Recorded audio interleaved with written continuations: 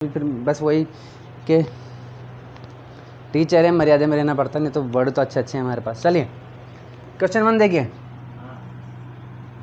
कौन सी एक्सरसाइज चल रही है? 1.2। चलिए भाई, सब इस दुनिया में सबसे ज़्यादा प्रॉब्लम एक इंसान के लाइफ में जितनी प्रॉब्लम है ना, उसका 90% नेता की वजह से है। आइए बात समझिए। एक लड़की मेरी स्टूडेंट थी, पढ़ने में बहुत अच्छी थी, पढ़ना चाहती थी, वो बहुत ज़्यादा आगे तक पढ़ना चाहती थी। ठीक है, जनवरी या फरवरी का टाइम चल रहा था, ठीक है, यानी कि एग्ज़ाम आने वाले थे, 12th क्लास में थी वो। तो उसके पापा का एक्सीडेंट हो गया, ठीक है, मेजर एक्सीडेंट हुआ था, पैर का मतलब ऑलमोस्ट पैर टूट गया था उनका, ठीक है ना। तो उसको कोचिंग छोड़नी पड़ी, स्कूल छोड़ना पड़ा और घर का काम करना पड़ा, ठीक है। खाना बना करके पापा के पास लेके जाती थी, पूरा मतलब जिम्मेदारी आ गई थी उसके ऊपर, ठीक है। पेपर में भी नहीं पढ़ पाई वो, बस बिना पढ़े पेपर दिए। उसकी बस एक सब्जेक्ट में कमज़ोर थी, जिसमें अगर वो पढ़ लेती मतलब अगर वो ऐसा नहीं होता तो वो पास हो जाती, लेकिन वो एक सब्जेक्ट में क्या हो गई, फेल हो गई, ठीक है। उसकी पढ़ाई छूट गई। अगर वो पास हो जाती तो वो आगे और पढ़ लेती, लेकिन उसकी पढ़ाई वहाँ छूट गई, ठीक है। अब उसकी ज़िंदगी बस वो एक बेकार सी ज़िंदगी होगी। हाँ, वो बहुत अच्छा पढ़ना चाहती थी आगे तक, ठीक है ना। और आपको मैं बताऊँ वो एक्सीडेंट क्यों हुआ था? रोड पे गड्ढे होने की वजह से, बहुत बड़ा, यहीं अपने यहीं पर ही हुआ था। बहुत बड़ा रोड का बहुत बड़ा सा गड्ढा था एक टाइम पे। मैं भी रोज़ आता जाता था वहाँ से, बट मुझे पता था कि यहाँ गड्ढा है, तो रोज़ आते जाते थे, उनको पता है, तो वो बच के निकलते थे वहाँ से। और उस दिन वहाँ लाइट भी नहीं थी रोड की। अब बताओ, उसकी ज़िंदगी बर्बाद हो गई, उसके पापा का पैर की पूरी ज़िंदगी भर की प्रॉब्लम आ गई, पूरे पापा उसके जो घर चलाते थे उसमें प्रॉब्लम आएगी। और ये तो चलो फिर भी बच गए पापा, लेकिन ऐसे जाने कितने लोग की ज़िंदगियाँ बर्बाद हो रही है रोज़, रोडों की वजह से। अब वो रोड की जिम्मेदारी किसकी? अरे बात समझ में। तो इंसान हमारे कॉमन मैन की ज़िंदगी में अभी घर में दिन भर मतलब रोज़ ऑलमोस्ट रोज़ एक आम आदमी के घर में लड़ाई झगड़े होते हैं पैसे को लेकर के। कमाई नहीं है, खर्चे ज़्यादा हो रहे हैं। रीज़न क्या है? क्यों? 2 रीज़न। फर्स्ट बेरोजगारी, सेकंड महंगाई। अरे बात समझ में। एक आम आदमी बहुत अच्छे से जी सकता है, उसके कोई प्रॉब्लम नहीं है, प्रॉब्लम ही नहीं है। सारी प्रॉब्लम किसकी वजह से? चलिए, और पता नहीं, और फिर भी लोग पता नहीं इतने फैन हुए पड़े रहते हैं इनके, जिसकी कोई हद नहीं, जबकि नौकर है भाई वो। नेता लोग क्या है? नौकर हैं, सर्वेंट हैं वो।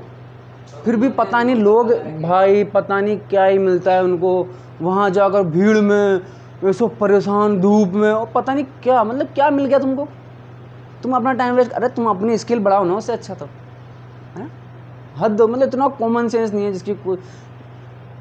एक्टर आता है कहीं, उसके पीछे चल जाएंगे, इवन पैसे दे के जाएंगे वहाँ कॉन्सर्ट्स में। भाई मतलब हद हो, भीड़ में। हे भगवान, इंसान ही तो है, ऐसा क्या हो गया? टीवी में देख लो, उससे ज़्यादा अच्छा दिखेगा तुमको। हद हो गई, मतलब इतने हद से ज़्यादा बेवकूफ़ इंसान। चलिए, प्रूव दैट अपने ऊपर काम नहीं करेंगे, अपनी स्किल नहीं बढ़ाएंगे, अपना टाइम को कीमती नहीं देंगे, वहाँ भागे भागे फिरेंगे इधर उधर।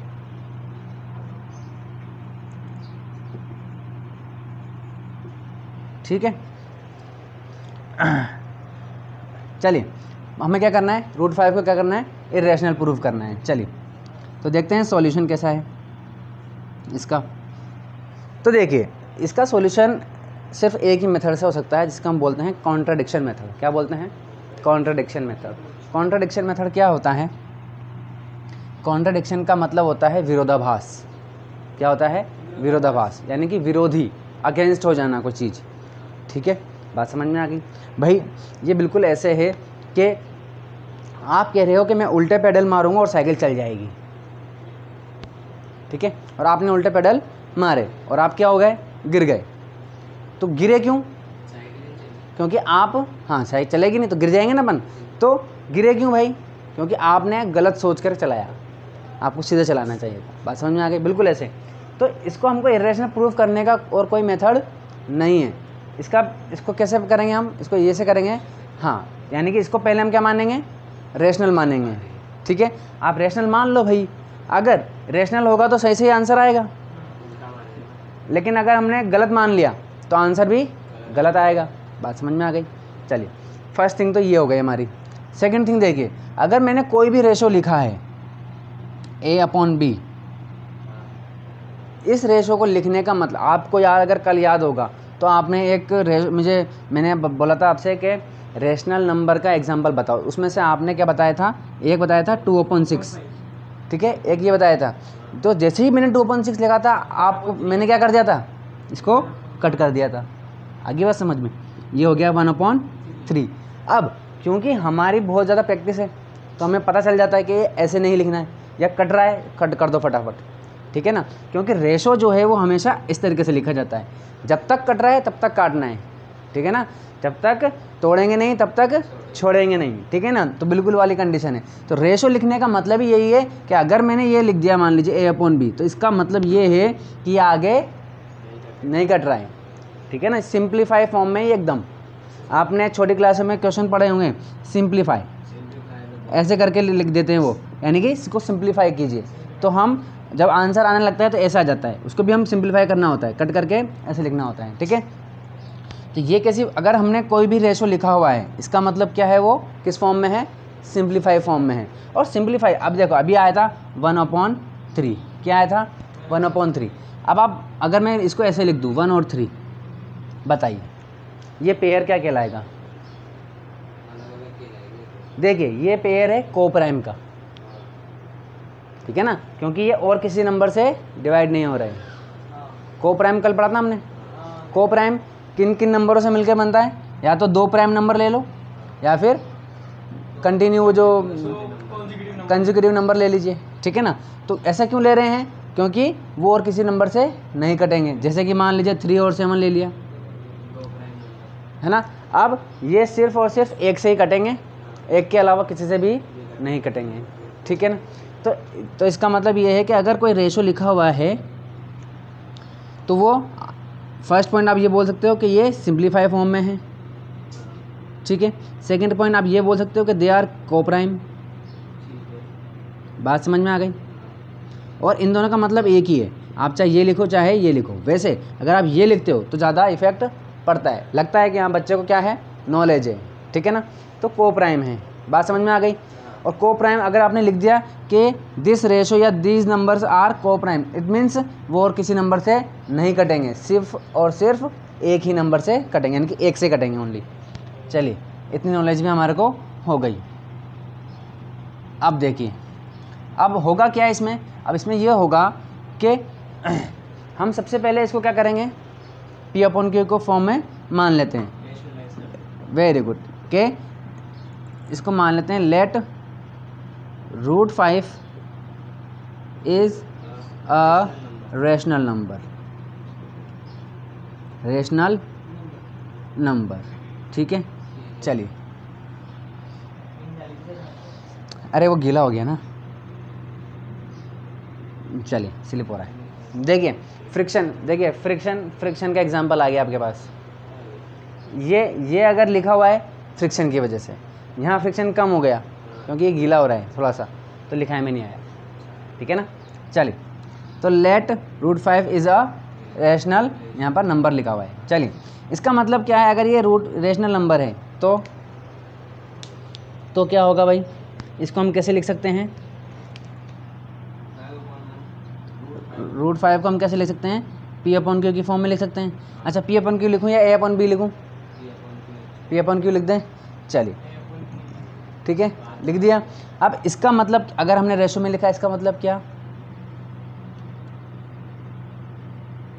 P/Q is a simplify form,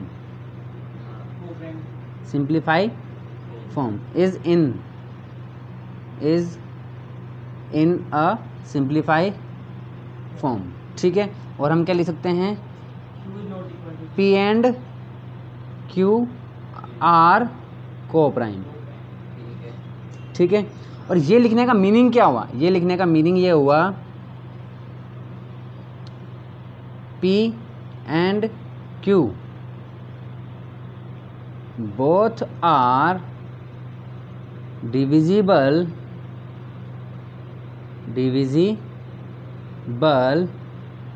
by self तो ओनली प्राइम नंबर में बोलना पड़ेगा, ठीक है। आप सेल्फ बोलो, आप देखो आप कंफ्यूज हो रहे हो। 2 नंबर की बात करें अपन जोड़े की, जैसे कि 3 and 7। अब आप सेल्फ बोलोगे, सेल्फ यहाँ पर नंबर एक ही लेना है आपको जिससे दोनों डिवाइड हो जाए, यानी कि HCF लेना है आपको। क्या लेना है?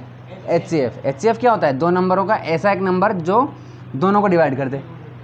आई बात समझ में? जैसे कि 12 and 15। तो अब 3 एक ऐसा नंबर है जो ये क्या कर सकता है, इन दोनों को डिवाइड कर सकता है। बात समझ में आ गई? तो ऐसा एक नंबर बताओ आपको। तो अब अगर आप सेल्फ बोलते हो तो सेल्फ से तो बस 3 कटेगा, या 7 बोलोगे तो 7 कटेगा, ये थोड़ी कटेगा, ठीक है ना। तो ओनली 1। तो आप एक नंबर एक लाइन और बोल सकते हो यहाँ पर, देखो 4 लाइन हो जाएगी अपने पास, ठीक है ना।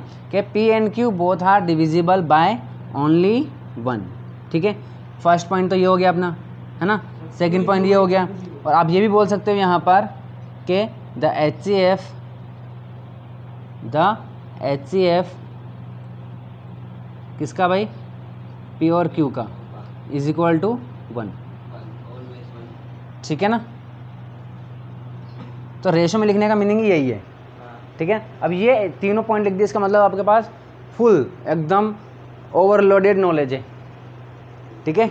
चलिए, तो ये बात समझ में आ गई, यानी कि P और Q और किसी नंबर से कट ही नहीं सकते। चलिए भाई, मान लिया नहीं कर सकते, तो ये लो भाई। फिर अब हम क्या करते हैं, इसको इक्वेशन मान लेते हैं हम, ठीक है। अब क्या करते हैं, हम इसको स्क्वायरिंग बोथ साइड, ठीक है। ये लो स्क्वायर कर दिया, तो ये कितना हो जाएगा?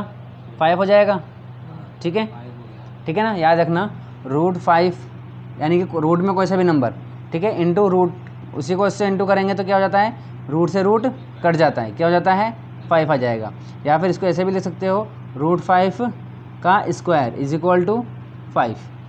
बात समझ में आ गई? ऐसा क्यों है? ऐसा इसलिए है क्योंकि ये जो √5 है ना, ये अंडर रूट का मतलब क्या होता है, पावर में हाफ, ये होता है, ठीक है। और इस पावर को आपने क्या कर दिया, स्क्वायर से इंटू कर दिया।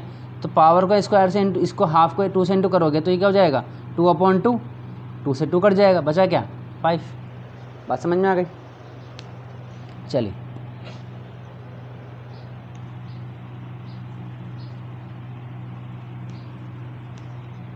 हाँ जी। तो अब स्क्वायर किया तो इसका आ गया 5, और इसको स्क्वायर करेंगे तो P²/Q², ठीक है। चलिए, अब देखिए, अब इसको इधर भेज देते हैं अपन। Q²5 is equal to P², ठीक है। ये बात समझ में आ गई। और Q²5 को इधर भेज देते हैं, P²/5, ठीक है। अब यहाँ पर एक रूल और याद रखना है हमें, ठीक है। क्या रूल याद रखना है कि कोई एक ऐसा नंबर है, ठीक है, जैसे कि मान लो 36 है, ठीक है। क्या है, 36 है। 36 क्या है, स्क्वायर है। क्या है, स्क्वायर है किसका, 6 का, ठीक है। तो अब देखो ये ये जो 36 है ये क्या है, डिविजिबल है, ठीक है, किससे, 6 से, ठीक है। यानी कि 6 का स्क्वायर क्या है, डिविजिबल है, ठीक है। तो अगर स्क्वायर डिविजिबल है तो ये रूल है कि इसका जो स्क्वायर रूट होगा, यानी कि 36 का स्क्वायर रूट क्या होगा, 6, तो 6 भी क्या होगा, डिविजिबल होगा। आई बात समझ में? रूल क्या कह रहा है, किसी नंबर का स्क्वायर है और वो डिविजिबल है, तो वो जो नंबर है जिसका डिविजिबल है, जैसे कि इस नंबर का स्क्वायर क्या है, 36, ये डिविजिबल है कि नहीं है, तो इसका जो नंबर था ये भी डिविजिबल होगा। बात समझ में आ गई? बिना सोचे समझे आप ये बात लिख सकते हो, क्योंकि प्रूफ करके बैठे हुए हैं मैथमेटिक्स। चलिए, चलिए भाई, तो अब यहाँ पर क्या होगा, ये बात यहाँ ये होगा कि देखो पी स्क्वायर डिविजिबल है किससे, 5 से। इसका मतलब देखिए, since P square is divisible by 5, it means इसीलिए या so P also divisible by 5। Understood or not? ठीक है ना। पी स्क्वायर अगर डिविजिबल है 5 से तो 101% पी भी क्या होगा, डिविजिबल होगा। चलिए, तो ये Q square is equal to, हम यहाँ पर ये लिख सकते हैं कि पी अपॉन 5 भी लिख सकते हैं। बात समझ में आ गई? ठीक है। हालांकि अपन को ये नहीं लिखना चाहिए स्क्वायर में, क्यू स्क्वायर, ठीक है ना। चलिए, ये बात लिख करके अपन डायरेक्ट लिख सकते हैं P इज़ डिविजिबल बाय 5, ठीक है। चलिए, अब क्या मीनिंग हुआ इसका? इसका मीनिंग ये हुआ कि भाई अगर P डिविजिबल है किससे, 5 से, तो आंसर में कुछ तो आएगा, ठीक है ना। जैसे कि आपने कोई भी नंबर ले लीजिए, 36 ले लिया, 36 को आपने 2 से डिवाइड किया और ये 2 से डिविजिबल है, इसका मतलब क्या हुआ, कुछ आंसर आएगा कि नहीं आएगा, 18 आएगा, ठीक है। इस तरीके से। चलिए, तो हमने कोई आंसर आएगा क्योंकि यहाँ पर P है, कोई नंबर नहीं है, तो इसलिए हमने मान लिया कि वो जो भी आंसर आएगा वो क्या होगा, K होगा, मान लिया, ठीक है। तो अब अपन क्या लिख सकते हैं इसको, कि P is equal to 5K, ठीक है। चलिए, यहाँ से अपन ने निकाल लिया। अब देखो आप, पहला हमारा अजम्पशन क्या हो गया, ब्रेक हो गया। और पहले कांस्टेंट लेके भी तो कर सकते थे। कांस्टेंट, हाँ, ये तो कांस्टेंट ले लेते पहले से ही को। के तो यहाँ पर आया है, पहले से कैसे लेते, ठीक है। वो तो अब यहाँ पता चला है ना अपन को, तो यहाँ पर अपन, यहाँ पे है ही नहीं के कहीं भी, ठीक है। चलो, तो अब देखो, पहला अपना क्या हो गया, ब्रेक हो गया। पहला जो अजम्पशन था क्या भाई, कि P and Q both are divisible by only, ये ओनली है भाई, ओनली 1, ठीक है। तो भाई सिर्फ और सिर्फ एक से डिविजिबल था P, पर हमें यहाँ पता चल गया कि P जो है वो 5 से डिविजिबल है, ठीक है। तो ये पहला क्यों गलत आया, क्योंकि हमने यहाँ पर इसको क्या मान लिया था, रैशनल मान लिया था, ठीक है। चलिए, अब बारी है किसकी, Q को प्रूफ करने की, कि Q भी क्या होगा, डिविजिबल है, ठीक है। चलिए, देखिए, अब P की वैल्यू आ गई हमारे पास, ठीक है। P की वैल्यू आ गई हमारे पास, तो P की वैल्यू रख देते हैं अपन इक्वेशन 1 में, ठीक है। क्या रख देंगे हम, 5K, ठीक है। चलिए, तो सब्स्टिट्यूटिंग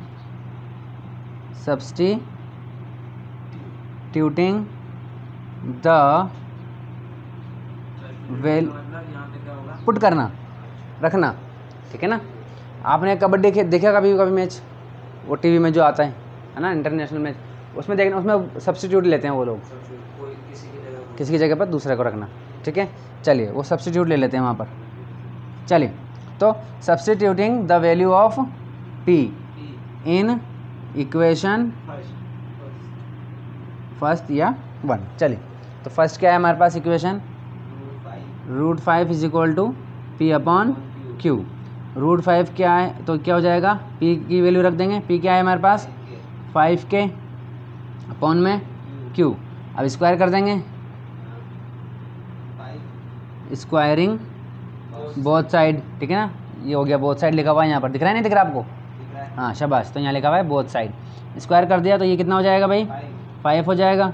ये कितना हो जाएगा, 25K स्क्वायर, ठीक है, और ये Q स्क्वायर, ठीक है भाई। चलिए, अब Q को हम इधर भेज देते हैं, ये कितना हो जाएगा, 5 का Q स्क्वायर, ठीक है। चलिए, अब 25 को भी नीचे भेज देते हैं इधर, इसको इधर भेज देंगे और इसको इधर भेज देते हैं, तो ये हो जाएगा क्या, 25 इज इक्वल टू में K स्क्वायर। नहीं, अपन को देखो, शाबाश। अब देखो, अपन को पता है, हाँ अपन को पता क्या करना है, उस पर ध्यान रखो, ठीक है ना।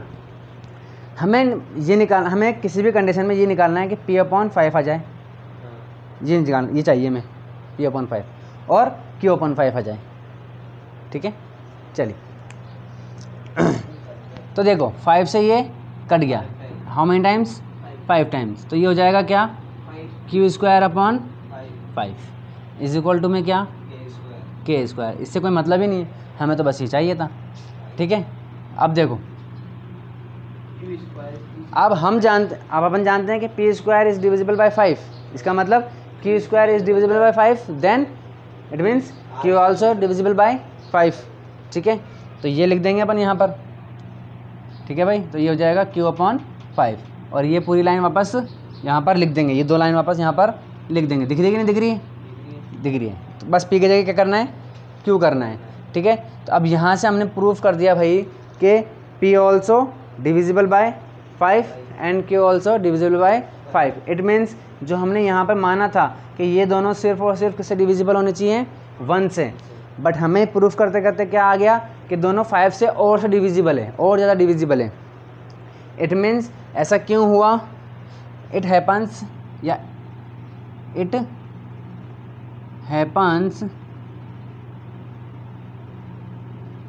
Due to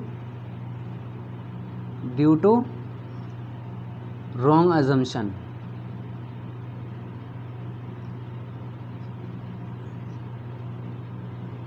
So √5 is irrational। ठीक है, आई बात समझ में। ऐसा क्यों हुआ भाई कि 5 जो है, हाँ हमने assumption क्या लिया पता, गलत लिया हुआ था। ठीक है, तो √5 क्या नहीं हुआ, एक रेशनल नंबर नहीं हुआ, तो ये क्या होगा, इरेशनल होगा। तो हमने लिख दिया ऐसा, it happens only in India, तो it happens only in this condition. चलिए, क्योंकि रॉन्ग अजम्पशन की वजह से। समझ में आ गया सारी बात। सेम टू सेम हो जाएगा कौन सा, क्वेश्चन नंबर 2। ठीक है ना, अब 2 में क्या करना है, आपको पूरा नहीं लिखना है। ठीक है, 2 में भी पूरा का पूरा यही लिखना है आपको। ठीक है, √5 लेकर के एज इट इज, एक इतना सा भी वर्ड नहीं हटाना, एज इट इज √5। क्यों, क्योंकि एक रूल है हमारे पास। क्या है रूल, कि अगर कोई भी इरेशनल नंबर है, क्या है, इरेशनल नंबर है, अब इसको आप किसी भी नंबर में ऐड कीजिए, 3 में कीजिए, 2 में कीजिए, किसी भी नंबर में ऐड कीजिए, चाहे सब्सट्रैक्ट कीजिए, चाहे इनटू कर लीजिए, चाहे डिवाइड कर लीजिए, कुछ भी कर लीजिए, आपको जो नंबर मिलेगा वो क्या होगा, इरेशनल। बात समझ में आ गई। यानी कि इरेशनल नंबर में आप ऐड, सब्ट्रैक्ट, मल्टीप्लाई या डिवाइड कुछ भी कीजिए, जो नंबर भी आएगा वो क्या होगा, इरेशनल ही होगा। तो लिखोगे तो अच्छी बात है, जितना ज़्यादा लिखोगे ना उतना बढ़िया है। ठीक है, √5 तो कर दिया इसमें, अब फिर बचा 2 + 3 + हाँ, 2 वो तो वही तो कह रहा हूँ, आपने √5 को क्या कर दिया, इरेशनल प्रूफ कर दिया, तो आप लिख देना लास्ट में, यहाँ पर इरेशनल हो गया ये, तो आप लास्ट में क्या लिखोगे, हाँ, तो 3 + 2 √5 इज ऑल्सो इरेशनल। बस एक लाइन और लिखनी है, इज ऑल्सो इरेशनल। क्यों भाई, क्योंकि हमने एक इरेशनल नंबर में 2 को इनटू किया, फिर ऐड कर दिया, तो जो भी आएगा वो क्या होगा। एग्जाम में आ गया सेकंड हाउस हाँ, तो वहाँ पे मतलब करना है, नहीं करना, करना है ना, करो, √5 को करना है ना, हाँ करो, सेकंड क्वेश्चन क्या करो, हाँ करो करो, ठीक है ना, करो, ठीक है। देखो डिपेंड करता है, अगर वो आधा एक नंबर में आ रहा है, ठीक है, तो आप डायरेक्ट लिख सकते हो, we know that √5 is irrational number, so this also irrational number. अगर ज़्यादा में आ रहा है, 2 नंबर में आ रहा है, 3 नंबर में आ रहा है, तो पूरा करो, पूरा ही करके आएंगे, सिर्फ कॉपी पर ही लिखनी चाहिए। शाबाश। चलिए, जितनी भी नॉलेज है सब झोंक दो वहाँ पर, और क्या, ठीक है। चलिए भाई, लिख के आएंगे। हो गया ये, लेट नहीं हुआ, आप करो, मेहनत करो, ठीक है। चलिए, बट वो होगी नहीं। चलिए, इंसान की अकल कब आती है, बादाम खाने से नहीं आती है, ठोकर खाने से आती है, ठीक है ना। तो मेरे अकल कब आई, जब मैंने ठोकर खाई, ठीक है।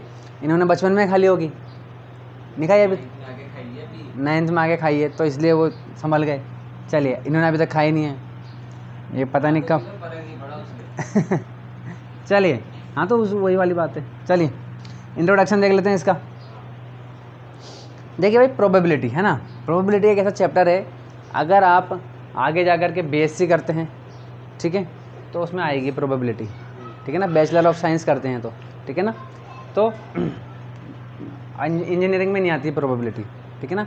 इंजीनियरिंग मैंने करी थी, इंजीनियरिंग भी कर ली, बीएससी भी कर ली, दोनों ही कर ली, तो इसलिए मुझे बीएससी का पता है कि बीएससी में तो आती है। और ये बहुत मतलब खतरनाक चैप्टर है, ये बहुत खतरनाक मतलब बहुत इंटरेस्टिंग भी है, और आपको ये पता चलेगा कि कैसे हमारी लाइफ में ये एकदम घुसा हुआ है एकदम तगड़े तरीके से, ठीक है।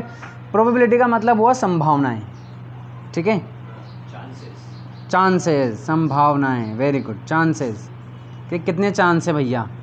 आप कोई भी काम करते हो ना, ठीक है, इसी के बेसिस पे करते हो, ठीक है, इसी के बेसिस पे करते हो आप क्यों स्कूल जाते हो डेली? क्योंकि आपके चांसेस ज़्यादा हैं कि परसेंटेज क्या बन जाएगी, अच्छी बन जाएगी। उसके अलावा आप कोचिंग भी जाते हो, क्यों? और ज़्यादा चांसेस और बढ़ जाएंगे आपके। बात समझ में आ गई? पॉसिबिलिटी। अगर वहीं उल्टा हो जाए इसका कि यार स्कूल जाने से कुछ फ़र्क नहीं पड़ता, जैसे कि ऐसे कई सारे बच्चे भी हैं जो डमी ले लेते हैं, ठीक है, डमी एडमिशन ले लेते हैं, क्योंकि उन्हें क्या लगता है स्कूल जाना कोई मतलब नहीं है, ठीक है, सिर्फ कहाँ चले जाएंगे हम, कोचिंग चले जाएंगे, वहाँ समझ लेंगे एक बार में, फिर घर पे धमाधम पढ़ाई करेंगे। आप मानेंगे नहीं, हमारे जब मैं 10th क्लास में था, हमारे साथ, मैं गवर्नमेंट स्कूल में था, हमारे साथ एक लड़का था, इसका नाम था अविनाश, ठीक है, ठीक है, अविनाश। उस बच्चे ने, वो बहुत अच्छे मतलब फाइनेंशियल कंडीशन बहुत अच्छी थी उसकी, ठीक है, पापा वापा बढ़िया बिजनेसमैन, सब बढ़िया था उसका, ठीक है, अच्छा खासा, फिर भी गवर्नमेंट स्कूल में जो उसने क्या लिया, एडमिशन लिया। पता है क्यों? ये सोच करके कि भैया गवर्नमेंट स्कूल में तो पढ़ाई होती नहीं है, पहली बात। दूसरी बात, गवर्नमेंट स्कूल में रोज़ जाने की ज़रूरत नहीं है, ठीक है, वो तो गवर्नमेंट स्कूल है, किसी को मतलब ही नहीं है किसी से कुछ चीज़। प्राइवेट स्कूल में जाएंगे, पहले डमी नहीं था, पहले टाइम पर डमी नहीं थे, डमी चीज़ होती नहीं थी कुछ, ठीक है, अब स्टार्ट हुआ ये तो, ठीक है ना। तो इसको चाहिए था वही डमी वाला सिस्टम चाहिए था इसको, कि मैं स्कूल ना जाऊँ, तो इसने क्या ले लिया, गवर्नमेंट स्कूल में एडमिशन ले लिया, कि वहाँ तो किसी को फर्क पड़ता नहीं। जबकि वो जो जिस गवर्नमेंट स्कूल में इसने लिया था, वो गवर्नमेंट स्कूल ऐसा नहीं था। वहाँ के टीचर, मतलब मैं अपने आप को लग के समझता हूँ कि मैं स्कूल में था, एकदम एक नंबर टीचर थे सारे, बहुत मेहनती और बहुत अच्छा पढ़ाने वाले, ठीक है। तो बट इसने तो क्या ले लिया, उसको हल्के में ले लिया, ठीक है ना, तो ये स्कूल आता ही नहीं था, ठीक है। तो हमारे हिंदी वाले टीचर थे, अब हिंदी वाले टीचरों का खास पता क्या होती है, वो वर्ड से खेलते हैं, वर्ड्स, बहुत ज्ञान है उनके अंदर, ठीक है। तो वो बोलते, वो अटेंडेंस ले रहे हैं, अविनाश नहीं आया, तो वो आता ही नहीं था, डेली नहीं आता था, हफ्ते में या महीने में एक बार आता था बस ऐसे। तो क्या बोलते थे, ये अविनाश आएगा नहीं तो इसका नाश हो जाना है, इसका तो इसका विनाश हो जाएगा इसका, ठीक है। बट आप मानोगे नहीं, वो हमारे टाइम पे टॉपर था, वो सबसे ज़्यादा परसेंटेज उसकी थी, आप देख लो, ठीक है ना। तो इसने क्या सोचा था कि भाई स्कूल जाना टाइम वेस्ट है, अगर स्कूल जाऊंगा तो 6-7 घंटे ख़राब हो जाएंगे, और 6-7 घंटे अगर मैंने सेल्फ स्टडी कर ली तो भाई साहब सोचिए अब आप क्या होगा, ठीक है। तो वही, और वो था शाम को कोचिंग जाता था, पूरा दिन पढ़ता था, रात भर पढ़ता था, शानदार एकदम, हर एक सब्जेक्ट पे ध्यान देता था, इसीलिए उसके 95 अबाव परसेंटेज थी, ठीक है। इसको क्या लगा, इसके चांसेस कैसे बढ़ेंगे स्कूल न जा करके, और वो उसने करके भी दिखाया, ठीक है। हाँ, जो अपन को लगेगा वही रहेगा, जरूरी नहीं है लेकिन जो लग रहा है उस पर काम करना है, मतलब, ठीक है, वो वाली बात है। चलिए, अब डिपेंड करता है कि चांसेस किस चीज़ के हैं, ठीक है। अब और बताओ, आप बताओ एग्जांपल्स, और कहाँ आप चांसेस के हिसाब से काम करते हो? टॉस करते हैं अपन, कि चलो, हाँ। अब एक बार बताओ आप कि ऐसा क्यों है कि टॉस जो सिक्के से कर रहे हैं, दो ही ऑप्शन होते हैं, हेड विकेट। वेरी गुड, यानी कि 2 टीमों के पास आने के चांसेस 50-50, हाँ, बराबर, हाफ, इसकी प्रोबेबिलिटी कितनी है, हाफ है, यानी कि 50-50% है, ठीक है। दोनों को मतलब इसका हम बोल सकते हैं कि कोई चीटिंग नहीं की गई है, ठीक है ना। चलिए, ऐसा क्यों नहीं किया गया कि भाई डाइस से कर लो, ये लो भाई टॉस कर लेते हैं, डाइस कर लो, है ना। तो हालांकि, हाँ, वेरी गुड, उधर 6 साइड है। मे बी देखो उसमें प्रॉब्लम क्या आएगी, हो सकता है कि दोनों को चांसेस बराबर मिलेंगे। उसमें भी कैसे मिलेंगे कि भैया टीम ए है और टीम बी है। इसने मान लिया 1 आना चाहिए भाई साहब, 1 आएगा तो मैं जीत जाऊंगा। इसने मान लिया 3 मान लिया, ठीक है। अब प्रॉब्लम क्या आएगी, हाँ अब डाइस फेंकी तो मान लीजिए 4 आ गया, ये लो, फिर करना पड़ेगा 5 आ गया, फिर करना पड़ेगा 6 आ गया, फिर करना पड़ेगा 2 आ गया। That is the problem. इस सिक्के में एक ही बार में क्या आएगा, हेड या टेल आ जाएगा और फटाफट क्या आ जाएगा, डिसीजन हो जाएगा, ठीक है ना। यहाँ ये प्रॉब्लम है। ये भी हो सकता है कि चलो भाई साहब आप 3 से 6 तक मांग सकते हो और आप एक ही मांग सकते हो, तो अब चांसेस किसके बढ़ गए जीतने के, बी वाले के चांसेस बढ़ गए, ठीक है ना। चलिए, तो इस तरीके से तो हर ऑलमोस्ट सारे काम हम किसके बेसिस पे करते हैं, चांसेस के बेसिस पे अगर हम कुछ कर रहे हैं इसका मतलब यही है कि उसके चांसेस ज़्यादा हैं। बात समझ में आ गई। चलिए, अभी गवर्नमेंट जॉब का कई सारे बच्चे फॉर्म भरते हैं। जैसे कि मान लीजिए कि 10,000 बच्चों ने क्या किया, फॉर्म भरा, लेकिन क्या सारे 10,000 बच्चे एग्ज़ाम देते हैं क्या, नहीं देते। मान लीजिए कि 8,000 ने दिए और 2,000 ने नहीं दिया। 8,000 ने क्यों दिए भाई, उन्होंने सोचा कि चांसेस है, हो सकता है कि आप इसके चांसेस 51% थे इन सब के 50 से 1% भी ज़्यादा हैं, इसका मतलब चांसेस ज़्यादा हैं, ठीक है, कि जॉब लग जाए कैसे भी करके। इनको लगा कि अरे होना तो कुछ ही नहीं है, यानी कि इनको चांसेस कम लगे, इसलिए इन्होंने नहीं दिया। बात समझ में आ गई। तो जिनको चांस ज़्यादा लगता है वो देते हैं, जिनको नहीं लगता है वो नहीं देते हैं, ठीक है। चलिए, तो प्रोबेबिलिटी मतलब समझ में आ गई आपके। चलिए, अब इसको मैथमेटिकली कैसे करते हैं, देखिए इसका फॉर्मूला क्या है प्रोबेबिलिटी का, ठीक है। इसको कैसे दिखाते हैं हम, ये इसका सिंबल है, ठीक है। अब देखो ई का मतलब है इवेंट, क्या है, इवेंट। अब इवेंट का मतलब है कोई भी काम, जैसे अभी हमने देखा सिक्का उछालना, टॉस कर रहे हैं अपन, हाँ अपन इसको इवेंट बोल रहे हैं, है ना। अब देखो, अब ये एग्जांपल हो गया, है ना। आप इवेंट का मतलब आप क्या सोच रहे थे, हाँ देखा, और इन्होंने क्या सोचा वो, ठीक है ना। बस इतना सा डिफरेंस है, ठीक है ना। बट इसका सॉल्यूशन क्या है, प्रैक्टिस, ठीक है ना। चलिए, तो इवेंट का मतलब है कि जब भी आप ये डिसीजन ले रहे हो कि इसके चांस ज़्यादा हैं और इसके चांस कम है, उसी काम को उसी टाइम को हम क्या बोल देंगे, इवेंट बोल देंगे। हाँ, आप क्रिकेट खेलने गए, वहीं टॉस कर रहे हो, तो वो क्या है, एक घटना है। इवेंट का मतलब होता है घटना, एक घटना, ठीक है। तो आपने टॉस उठा लिया, तो ये क्या होगी, एक घटना है, एक इवेंट है, ठीक है। इसे मेरे साथ भी ये प्रॉब्लम होती है, यार उसको इवेंट क्यों बोल रहे हैं हम। अब आपको बहुत तकलीफ रहेगी कि यार इवेंट मैच नहीं होगा उस चीज़ से, कि यार ये इवेंट कैसे हो गया, ठीक है ना, जबकि वो है इवेंट है वो, ठीक है ना। तो वो तो अपन बचपन से ये अपन ने इवेंट का मतलब लिया ही, देखा उसी को है, तो अपन वही करते हैं। आप अभी देखना, अपन वो पढ़ेंगे 4th चैप्टर पढ़ेंगे, यानी कि क्वाड्रेटिक इक्वेशन पढ़ेंगे, ठीक है। Even 3rd chapter 2nd chapter क्या था वो, पॉलिनोमियल, है ना। तो उसमें एक वर्ड आता है स्मॉल एफ एक्स लिखते हैं हम। अब एफ का मतलब क्या है, फंक्शन। एफ का मतलब होता है फंक्शन ऑफ एक्स। अब मेरी पूरी ज़िंदगी निकल गई कि इसको फंक्शन क्यों बोल रहे हैं। फंक्शन तो फिर अब फंक्शन का मतलब क्या होता है, फंक्शन का मतलब तो ये होता है शादी पार्टी, है कि नहीं। चलिए, ठीक है। तो हमें तो नहीं पता था, मैं तो कभी उसको उसमें ऐड ही नहीं कर पाया कभी, ठीक है, कनेक्ट ही नहीं कर पाया। चलिए, इवेंट का मतलब क्या हुआ कि जब भी आप ये चीज़ घटना ले रहे हो कि भाई चांसेस किसके ज़्यादा हैं या कम हैं, तो उसे हम क्या बोल देंगे, इवेंट। तो किसी भी इवेंट की प्रोबेबिलिटी, किसी इवेंट के होने की या ना होने की चांसेस या प्रोबेबिलिटी। फॉर्मूला क्या होता है इसका फॉर्मूला होता है नंबर ऑफ, हाँ ठीक है ना, नंबर ऑफ, हाँ जी। तो ये हमारा क्या होता है, फॉर्मूला होता है। क्या मीनिंग हुआ इसका मतलब क्या है, number of outcomes favourable to E, favourable to E, यानी कि अगर कोई इवेंट हो रहा है उसके फेवर में क्या है, ठीक है, कितने नंबर हैं उसके, ठीक है ना, वो वाली बात कर लेंगे।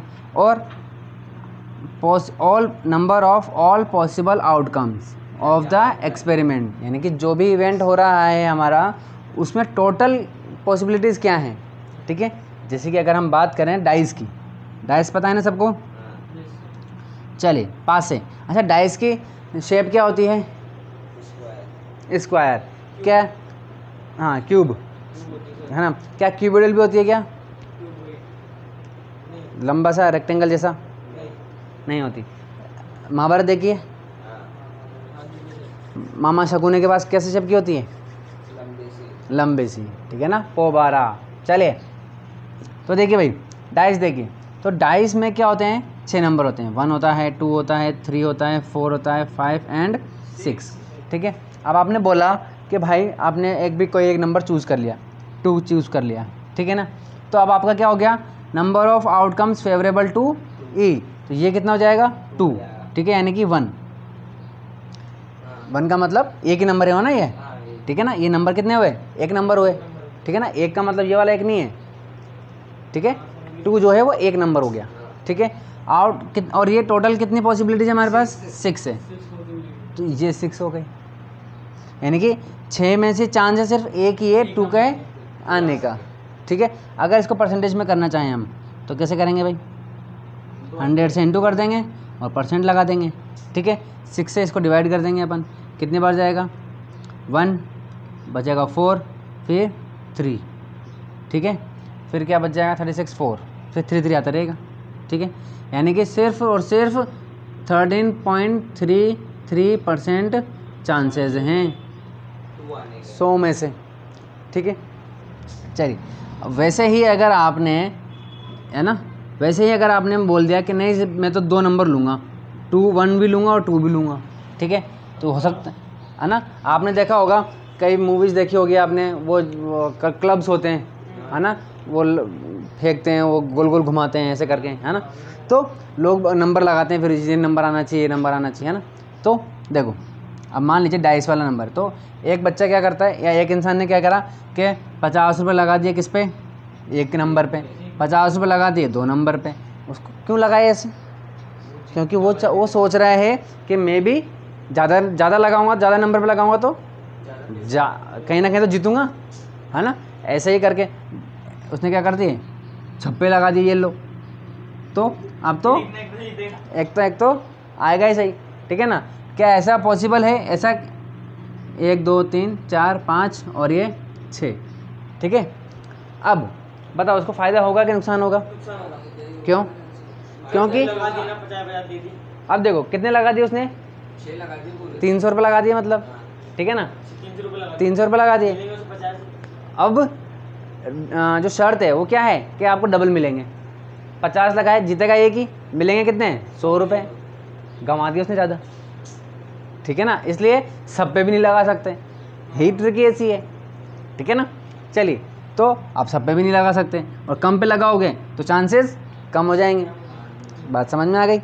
चलिए, इस तरीके से, तो अगर आपने मान लीजिए कि 3 नंबर पे लगा दिए, तो अब ये क्या हो जाएगा 3/6, आपकी फेवरेबल कितनी हो गई 3, और टोटल कितनी है 6, ठीक है।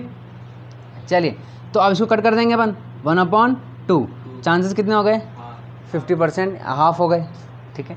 इसी तरीके से हमारे पास क्या होते हैं, कार्ड्स होते हैं हमारे पास, ठीक है, प्लेइंग कार्ड्स होते हैं। चलिए, ठीक है, अब देखिए, तो ये तो हमारा फॉर्मूला हो गया जो मैं समझा दिया आपको कि ये वाला कब लेना है और ये वाला कौन सा लेना है। चलिए, इसकी एक चीज़ और समझ लेते हैं अपन। देखिए भाई, हमारे अपने पास क्या यही होता है क्या कि यार होने के चांसेस हैं बस, क्या नहीं होने के चांसेस नहीं है क्या, हैं, यानी कि होने के चांसेस भी हैं और नहीं होने के भी हैं। तो ये इवेंट ऑफ प्रोबेबिलिटी, ठीक है ना, तो ये होने के चांसेस हैं, होने की प्रोबेबिलिटी है, और नहीं होने की प्रोबेबिलिटी इसका उल्टा कर दो आप, ठीक है। जैसे कि अगर मैंने अभी हाँ इसका बार लगाने का मतलब क्या हुआ कि इसका नोट हो गया ये, है ना, इसका मतलब ये हुआ कि अगर होने के चांसेस मान लीजिए 10% है, 90% हो गया। ठीक है, बात समझ में आ गई। चलिए, इसका कोई फॉर्मूला नहीं है। आएगा ना, बता रहे हैं अभी आपको। देखिए अब इसको अपन बाद में देखेंगे, पहले इसको देख लेते हैं। देखिए किसी भी देखो जब 100% हो जाएगा ना, 100%, ठीक है, 100% का मतलब 100% हो गया। लेकिन अपन लगा क्या रहे हैं, परसेंट। अगर हमें परसेंट नहीं लगाना है तो आपको ये 1 हो जाती है, प्रोबेबिलिटी कितनी हो जाएगी, 1। 1 कैसे हो जाएगी, देखिए डाइस में टोटल नंबर कितने हैं, 6 हैं, ठीक है। चलिए, और पॉसिबल कितने हैं, 6, कट करेंगे तो कितना हो जाएगा, 1। इसका जब परसेंटेज निकालेंगे तो 100% आ जाएगा, ठीक है। लेकिन इसका मतलब क्या हुआ कि मैक्स टू मैक्स प्रोबेबिलिटी कितनी हो सकती है, 1। बात समझ में आ गई कि भाई आपके पास जितने भी पॉसिबिलिटीज़ हैं मैक्स टू मैक्स, उसके होने के चांसेस उतने ही हो सकते हैं, उससे ज़्यादा हो सकते हैं क्या? ऐसा थोड़ी ना है कि डाइस, अगर डाइस में नंबर 6 हैं तो आपने 7 मांग लिए भाई साहब, ये लो 7 तक, पॉसिबल है क्या? नहीं है ही नहीं उसमें, ठीक है ना। तो मैक्स टू मैक्स वैल्यू के 100% वैल्यू कितनी होगी, 1, ठीक है। और कम से कम कितनी होगी, 0 होगी, ठीक है। कम से कम 0 हो जाएगी कि बंदे ने क्या मांगी, 0 नहीं मांगा रहा, मैं तो हार जाते हैं इसमें, तो नहीं खेल रहा, मैं तो हार जाता हूँ, ये लो, उसने खेला ही नहीं। प्रोबेबिलिटी कितनी हो गई, पैसे नहीं लगाए उसने, ये लो 0, तो प्रोबेबिलिटी कितनी हो गई, 0 हो गई। तो कम से कम कितनी, 0, मैक्स टू मैक्स 1। बात समझ में आ गई क्या? 0 से कम हो सकती है क्या? कैसे होगी? या तो वो खेलेगा या तो नहीं खेलेगा, या तो कोई काम करेगा या फिर नहीं करेगा। नहीं करने पे 0 हो रहा है, और कहाँ जाएगा, माइनस में। बात समझ में आ गई। चलिए, ये हो गया मैक्स टू मैक्स 1। इसका मतलब अगर हमारे पास पॉसिबिलिटी है तो 0 से 1 के बीच में होगी। बात समझ में आ गई, 0 point something, 0 point something, 0 point something. चलिए, तो आप बोल सकते हो कि किसी भी इवेंट की प्रोबेबिलिटी होने की क्या होगी, या तो 0 के बराबर हो सकती है या फिर 0 से बड़ी होगी, ठीक है। इसी तरीके से या तो 1 हो सकती है या फिर 1 से कम होगी प्रोबेबिलिटी। समझ में आ गई इतनी बात। अब हमें क्या चाहिए, ये तो हमारा, सॉरी बार क्यों लगाया, चलिए अब हमारे पास ये तो फाइंड है कि इस फॉर्मूले से हमने ये निकाल लिया, ठीक है। तो नहीं होने के प्रोबेबिलिटी अगर हम निकालना चाहें तो वो कैसे निकालेंगे, क्योंकि देखिए हमें पता है कि प्रोबेबिलिटी के होने के चांसेस और नहीं होने के चांसेस को अगर हम ऐड कर देंगे तो टोटल कितने हो जाएंगे, 1। भाई देखो ना, यहाँ देखो, आपने क्या किया कि 1 2 3 4 5 और ये 6 है, ठीक है। ये आपने एक नंबर मांग लिया, ठीक है। तो ये होने के चांसेस हो गए और ये नहीं होने के हो गए। जब दोनों को जोड़ दोगे तो टोटल कितना हो गया, 6, और 6/6 कितना होता है, बात समझ में आ गई। तो प्रोबेबिलिटी होने के चांसेस और नहीं होने के, मतलब इवेंट के होने के चांसेस और नहीं होने के चांसेस दोनों को ऐड कर देंगे तो कितना हो जाएगा, 1 हो जाएगा, पूरी चांसेस हो गए उसके। चलिए, तो इस तरीके से, तो अगर आपको अगर ये निकालना है, क्या निकालना है भाई, नहीं होने की प्रोबेबिलिटी, तो 1 माइनस ये कर देंगे, ठीक है। यानी कि आपको वो होने के चांसेस पूछे चाहे ना होने के पूछे, आपको निकालना यही है, होने का ही निकालना है। इसको निकालने के बाद अगर आप 1 में से माइनस कर दोगे तो नहीं होने के आ जाएंगे। बात समझ में आ गई। चलिए, आ गई ना। चलिए, इतनी बात समझ में आ गई हमारे।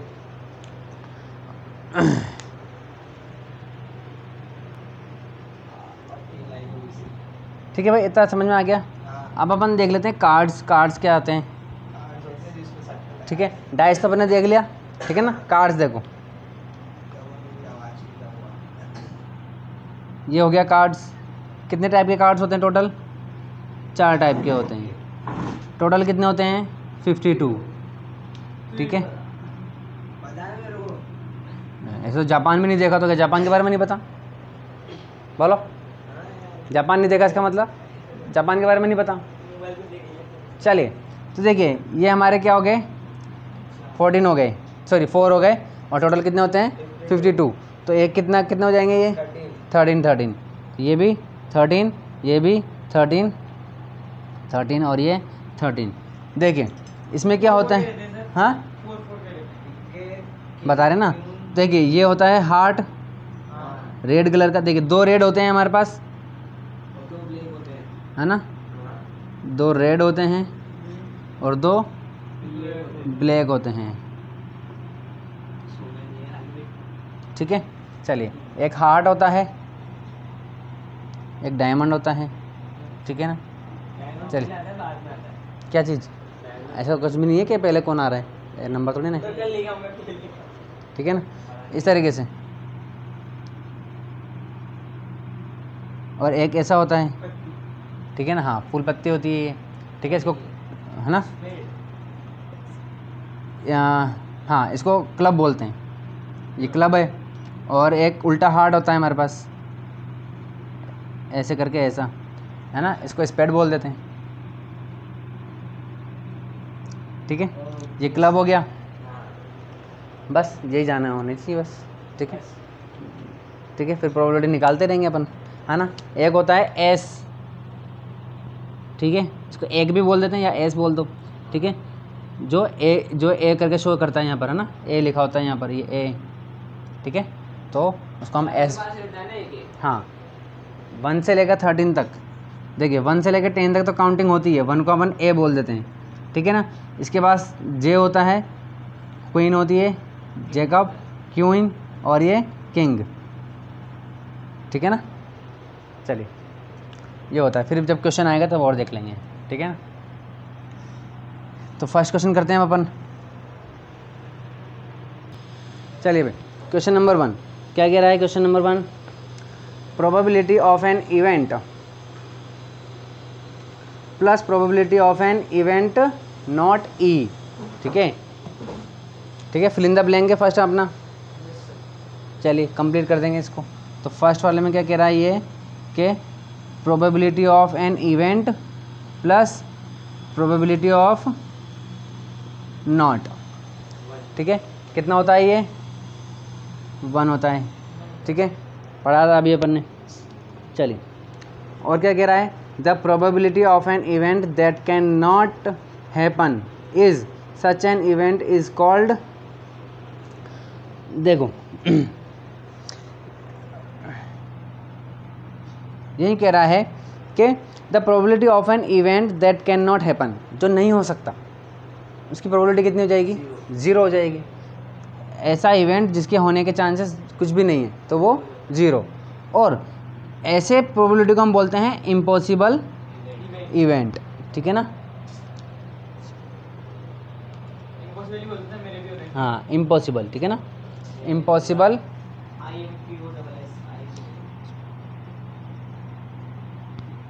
ठीक है, इम्पॉसिबल इवेंट, ठीक है भाई।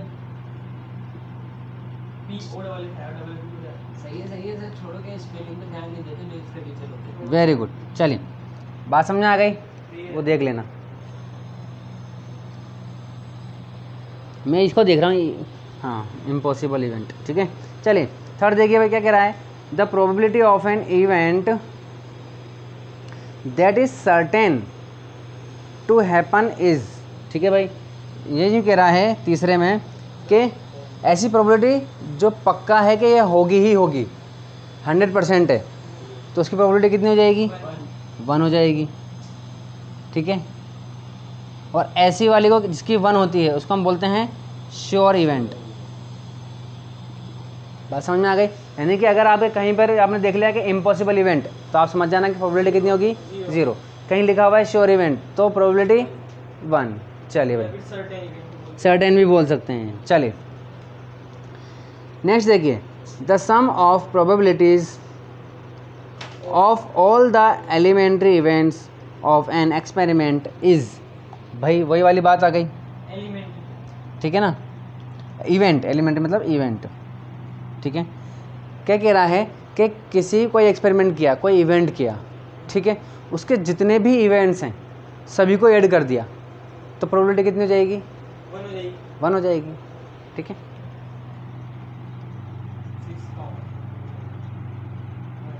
टोटल प्रोबेबिलिटी कितनी हो जाएगी, 1 हो जाएगी। बिल्कुल वैसे ही है, किसी ने 1 भी मांग लिया, 2 भी मांग लिया, 3 भी मांग लिया, 4 6 मांग लिया, सारे मांग लिए और सबको ऐड कर देंगे तो कितनी हो जाएगी, 1 हो जाएगी।